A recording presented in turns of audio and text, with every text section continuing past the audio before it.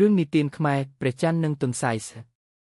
កាលពីព្រេងនាយព្រះច័ន្ទមានរូបរាងជាបុរសស្អាតស្វាងមុខមានពន្លឺភ្លឺបរិសុទ្ធស្អាតថ្ងៃមួយព្រះច័ន្ទបានទៅទស្សនាផែនដីហើយជួបនឹងសត្វទន្សាយមួយក្បាលទន្សាយនោះជាសត្វស្លូតបូតមានចិត្តមេត្តាករុណាតែងតែជួយអ្នកដទៃជានិច្ចព្រះច័ន្ទឃើញភាពល្អរបស់ទន្សាយក៏សួរវាថាក៏អត់ទន្សាយតើឯងចង់បានអ្វីពីខ្ញុំ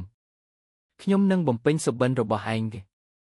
ទន្សាយស្បានឆ្លើយតបដោយសេចក្តីអន់លំទោនគូព្រះច័ន្ទដៅដំខ្ញុំមិនចង់បានទ្រព្យសម្បត្តិអ្វីទេគ្រាន់តែចង់ឲ្យមានអ្នកចាំខ្ញុំនិងចង់ជួយមនុស្សលោកឲ្យឃើញផ្លូវនៅពេលយប់ខ្មៅងងឹតព្រះច័ន្ទសរសើរចិត្តល្អរបស់ទន្សាយក៏បានប្រទានអំណាចឲ្យទន្សាយស្រុះនៅលើព្រះច័ន្ទជារៀងរហូតហើយធ្វើឲ្យរូបទន្សាយប្រកបលើផ្ទៃព្រះច័ន្ទដើម្បីឲ្យមនុស្សលោករាល់គ្នាចាំដល់គុណសម្បត្តិរបស់វា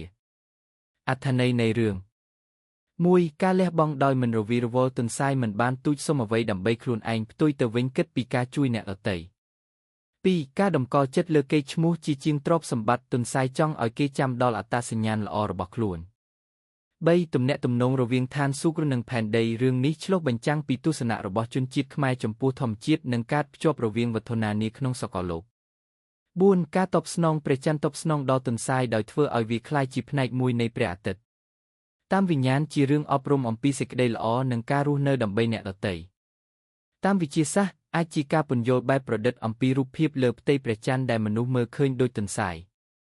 តាមប្រពៃណីខ្មែរជឿថាការមើលឃើញទន្សាយលើព្រះច័ន្ទនៅថ្ងៃពេញបុណ្យមីគឺជាសញ្ញានៃសេចក្តីសុខនិងសំណាងល្អរឿងនិទាននេះត្រូវបានផ្សព្វផ្សាយតាមរយៈមាត់អស់ជំនាន់រហូតមកហើយជារឿងដែលគ្រូបង្រៀននិងឪពុកម្ដាយនិទានឲ្យកូនចៅស្ដាប់ដើម្បីចង់ឲ្យពួកគេរស់នៅដោយមានចិត្តល្អសប្បុរសនិងគិតពីផលប្រយោជន៍សាធារណៈ